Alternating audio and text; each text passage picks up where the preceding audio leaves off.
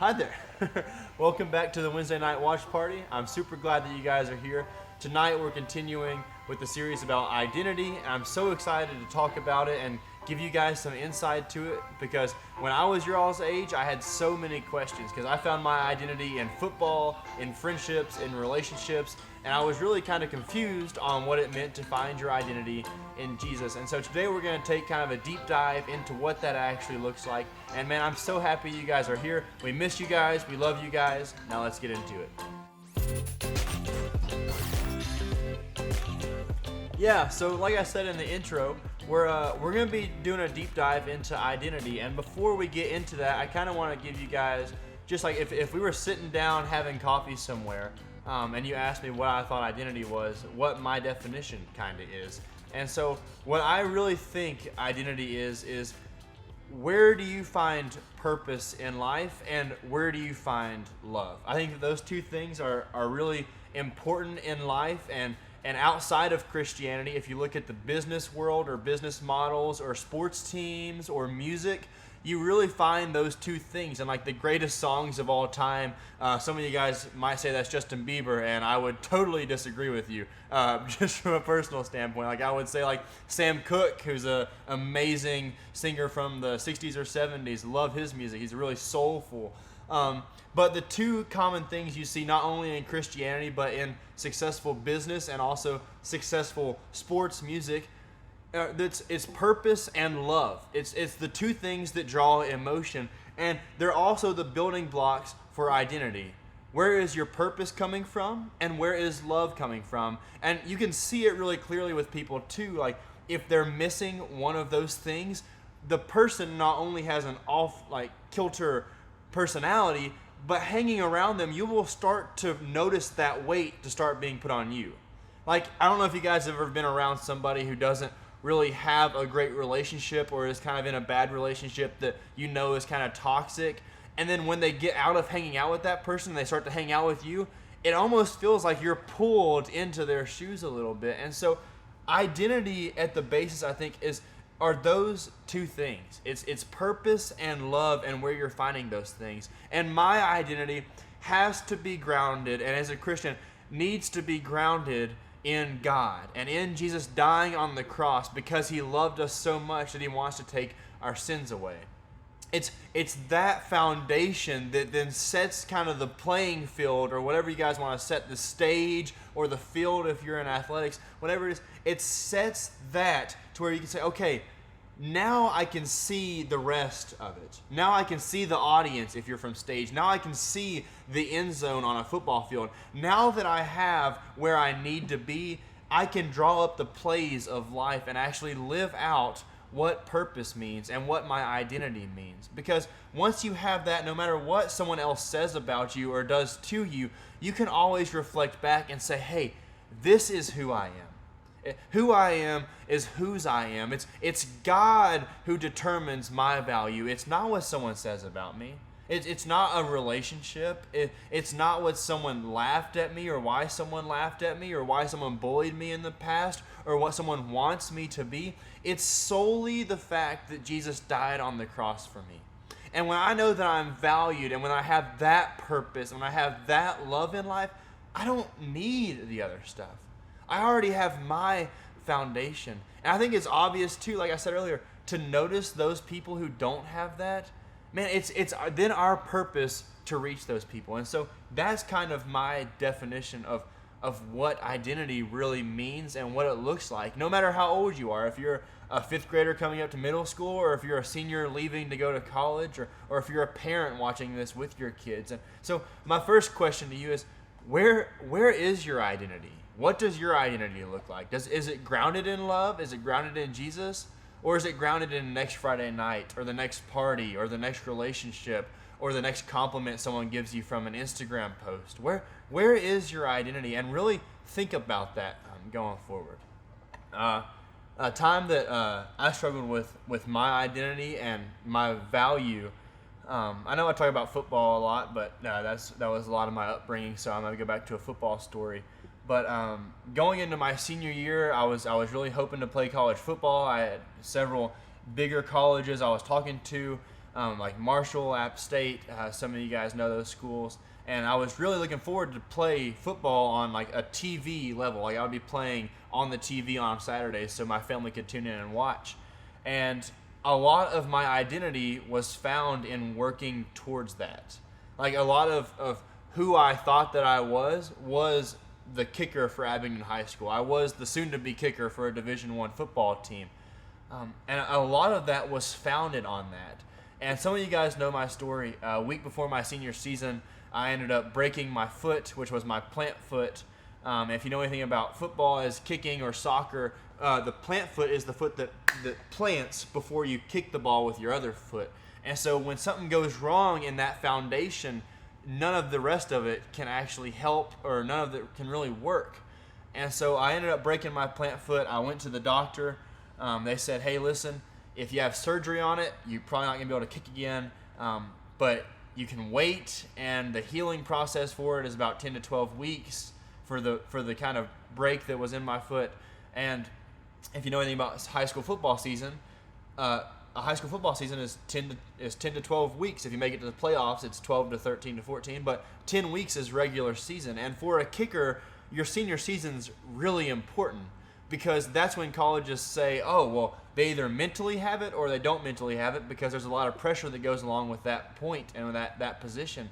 And when I lost that, I lost who I was. Like, not only did I lose like the potential of like playing this big time football like in my brain, because I ended up working out, but I was like, man, this is who I was. Like that my life was football. My life was working towards this goal, living for this goal, working towards this thing. And all of a sudden, I didn't have that. And I think a lot of us can go through that in life of working towards something. And sometimes it might be something super serious, like it could be a family, or it could be something as silly as like people build like worlds on Minecraft, and I have a friend who comes in with some TNT and blows it all up, And a lot of us put value and identity in things that don't really hold weight. Like they don't really, like I used the example in a meeting this morning talking about our souls and what is a soul and stuff like that. And a lot of us live life kind of like putting our faith like we're eating marshmallows. And if you know about a marshmallow, it's really just condensed sugar. So it seems like this big puffy thing, but once you really like eat it and it actually like goes into your body, it doesn't really have that much weight or nutrients to help your body. And a lot of us are building identities and building faith on marshmallows. Stuff that has a lot of fluff, but when you get down to it, doesn't really have a lot of weight. And I was doing the same thing my whole entire high school career. When I was a Christian, I was saved, I knew that I wanted to be a preacher one day. But no matter, like, even though I knew all of that, I still honestly put my identity in a sport that I was playing that one day was going to end. And now it has come to end. And I look back at that, and I'm like, man, if I could just go back and say, James, hey, like, if I could catch sophomore James and say, hey, man, look at life. 10 years from now, you're not going to be playing. Even if you go to the NFL by that tiny percentage of a chance, even if you do that, you're going to be done with this one day. And when you look back, is this going to be the thing that tells you who you are? Is this going to be what gives you value? Is this what actually says, hey, you're worth something? Or is it your relationship with God? And so that's just one time in my life that I really struggled with identity and where I was finding it. I mean, even Christians and not Christians, and just like one thing, like if you're new to this Christian stuff, if you're not new and you're kind of wanting to dive deeper into it, it sounds like the most like typical thing, like, oh, you're a youth pastor, you have to say this, but just spending time actually praying. And like stuff that like in my life, like, and we talked about this morning too, it's crazy in a meeting, is like a lot of times like the YouVersion Bible app has a streak, kind of like a Snapchat streak, if you guys don't know what that is. And so if you open the app, it counts one more day onto the streak. And a lot of us live like a Christian life of, hey, I want this streak because I can show it to somebody and like, look at this thing. This is really cool. I have like 2 years straight. But if you just open the app, it counts for the streak. You don't have to read anything. You don't have to apply anything, but it counts for that streak. And so like sometimes we pray like that. Like just to check off a box, like to wake up and say, yeah, I prayed this morning, I'm good for the day. Or sometimes like before this quarantine stuff, we would go to church like that. Like, oh, I went to church this week. I'm a Christian. I can go back and, cuss out somebody, but I went to church this week. I prayed, I checked, I said, hey, God, that's all I needed to do. But then, like, if you really want to find your identity and ground your identity, man, listen, this is just one step. You guys can look at it however you guys want to. Go into your room, turn off your phone, set it somewhere else, and just pray for 15 minutes. And I know it's going to feel awkward. I guarantee you, because it still feels awkward to me sometimes. Just go into your room, no distractions. Turn off the TV, put away the Xbox, put away your phone, put down TikTok for a few minutes. Go into your room and just seriously sit there and say, God, I want to find my identity in you. And just be honest with him. Have a conversation, man. Like, hey, like, this is going on right now. My parents are fighting. This relationship isn't working out. I'm struggling with this addiction. But even though all this is going on, I want to find my identity in you. And so, like, some people think that you have to have, like, these magical prayers for God to hear you. And that's not true at all. Like you have to pray a certain way, or you have to say a certain thing for God to change your life. But sometimes it can be really just like, God, I'm messed up right now. Like, I don't even know what my next step is, though. That person left me. I'm alone. Like, where do I find this identity thing? And sometimes it's just saying that honest prayer. And then, like, if you're at that point and you're like, okay, well, I've gotten this far, James, what's next? And, man, and this is, like, another cliche thing that you guys can be like, oh, you're a youth pastor, you have to say, but reading the Bible, like just reading the Bible is so incredibly important. It's how God can speak to somebody. It's messages for how to live life. It's a guide to say, hey, that you are part of this creation, and this is what I've given. These are my words. These are the accounts of Jesus. These are the stories. And if you just read this thing and dig into it, and some of it's confusing, some of it doesn't make sense unless you really get down and dig or watch, like, all kinds of YouTube videos, but sometimes it's just that moment of, okay, it's me and God right now. It's me and the creator of the world. It's just me and you.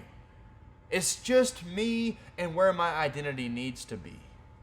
And just taking that time, and I know that sounds cliche. I know that sounds like, oh, well, James, if I could just pray to this mystical thing and feel so much better about myself and not be awkward, then yeah, I understand what you're saying. But listen, sometimes we say that so much, but never actually try it. Let's just be brutally honest. Like, I still struggle to have quiet time. Like I still struggle to, like, if I wake up early and go to the gym, I'm much more apt to wake up at 5:30 and go to the gym than I am to wake up at 5:30 just to spend more time with God. Just being honest, But it's like finding that identity is really just finding that time to spend with God. It's just like, if you have a relationship with a boyfriend or girlfriend and you never spend time together, what do you have two people who know each other. But we treat God way worse than that. Way worse than that. We seldom pray sometimes. Sometimes, yeah, we'll go to church and get into it. Sometimes we'll serve if we feel like it. If I get something out of it, if I can get my community scholars checked off. But finding the identity is getting down to the core of who we are in God. And just taking that time to spend with God and saying, hey, God, like, I'm hurting today. I'm lonely today. I'm anxious today. I'm depressed today. And spending that core time, and that's how you build identity. And man, just study the Bible. Just read it. I know some of you guys don't like reading. Well, guess what? On YouVersion, you can press play and it will read it to you. Yeah, I know somehow some of y'all are lazy just like me. Like just spending that quality time with God, that's how you build that identity. Because once you spend that time, the rest of the time, just like we were talking earlier with the field, the rest of it doesn't matter what other people say about you. Hey, I get my word for who I am from God's word. That's what that is. And I know it sounds cliche, but man, it's so true. It's so true. So, man, just try that. That's what I would say about an action step to find identity in God and what that looks like. Some of y'all might be asking again, like this, like what does it take? What does it take to know Christ, or what does it take to really know that you have that foundation, or to know God? or anything like that. And I just want to encourage you, if this is your first time hearing about this Jesus guy, if this is your 100th time hearing about this Jesus guy, and you never made a step of faith, of commitment to him, is to make that first step. Is to say, it's a prayer, and it's saying, God, listen, I believe Jesus died on the cross for me. I believe he gave his life for me so that he took my sins on his shoulders, that you can forgive me, and I can live in heaven with you. And it's that first step of finding your identity. It's that very first one, and saying, hey, my identity is no longer in this world. It's no longer in what people say about me. It's no longer what that bully said to me. It's no longer what my parents said about me. It's no longer what my friends said about me. It is only what Jesus did for me and that love that he has for me. And so if you've never said that prayer, I'm going to say it here in a second. And I just want to invite you, if you're at your house, if you're watching on your phone, if you're watching this on YouTube, all it is just saying, Jesus, I believe you died for me. I believe you died on that cross for me, for my sins, God, and I want to ask for you to come into my life. So if you guys will pray that with me really quick, wherever you are, if you're at your house, if you're at a church somewhere, wherever you are, or whatever you're doing, or if you're in a car, but just say this, listen, God, I believe you gave your son to die for me on the cross. I believe Jesus died for me on that cross to take my sins. You took my burdens, the thing that were supposed to keep me from you, God. You put that on Jesus so that I can have a relationship with you. God, I just want to ask that you come into my life today, that you give me that identity, that foundation, that purpose, that love. God, I desire that. I want to invite you into my life today. God, I'm repenting for all my sins. I just want to live for you, to live for that love, to live for that purpose. And listen, if you said that today, if you made that decision, that first step, then what we're going to ask for you guys to do, if this is later on, leave a comment, reach out to us on Instagram. But right now, there's going to be a raised hand button down in the chat. And so just click that and click a connection card and let us know that you made that decision. Listen, we want to follow up with you. We want to give you guys next steps. We want to give you guys things that you can do. So even if you are a Christian and you're kind of confused on what some next steps are, if you're confused about what baptism is, if you're wondering, hey, where's a good spot to start reading the Bible, click that connection card. We'll give you guys a call. We'll shoot you a text message, whatever it looks like. We want to walk through faith with you. We want to say, hey, these are some things that helped me when I was your age. What are some things that you're struggling with? Here's some different things you can use for that. And so even if you are a Christian, been a Christian for years now and want some next steps, or if you just said that prayer and just accepted Christ into your life, click that connection button. We want to help you. We want to be here for you with that. And listen, some of you guys might have been Christians now for years, and you're realizing, man, I put my identity in the wrong stuff. Like, you might be just like me when I was a senior in high school, going into senior year for football, and putting my identity in all of the wrong things. And you just want to say, yeah, I want to get my identity back on the right track. Listen, I'm gonna say another prayer as I close out in a second, and it's just a thing that says, hey, it's really just a commitment. It's saying, Jesus, I know you died for me. I said that prayer a long time ago. I just want to refocus my life. It's just like changing a lens on a camera. I want to focus this back on you. My life might have been blurry, even though I knew what the object of it was. It might have been foggy and blurry. God, I just want to refocus my life on you. So will you guys pray with me as I close out this message? Dear God, thank you so much for all of these students. Thank you for this message that we've gone over tonight. Thank you for the identity that we can find in you. Thank you for your son. And God, I just want to pray for students that if we've lost our way, that even if we knew you at one point, that we knew that you died on the cross and we still know it, God, but we've kind of lost our way or it's become foggy, God, that we can just refocus our life on you. Refocus our prayer, our quiet time, our small groups, our family, our sports team, that we can just focus this identity on you and who you are. God, thank you so much for loving us. God, thank you for all these incredible students and volunteers and staff that are watching this message. God, I pray for everyone as they go out into this week that they can show their identity to others. that they can be that lamp to the world. They can be that light. They can be a city on a hill that shines for you, God, brighter than anything else. God, thank you so much for loving us, and we love you too. Amen. Hey, thanks for watching it tonight. I'm so glad that you guys tuned in. I cannot thank you guys enough, and I can't wait to be with y'all next week and in a couple weeks again as we wrap up this series on identity.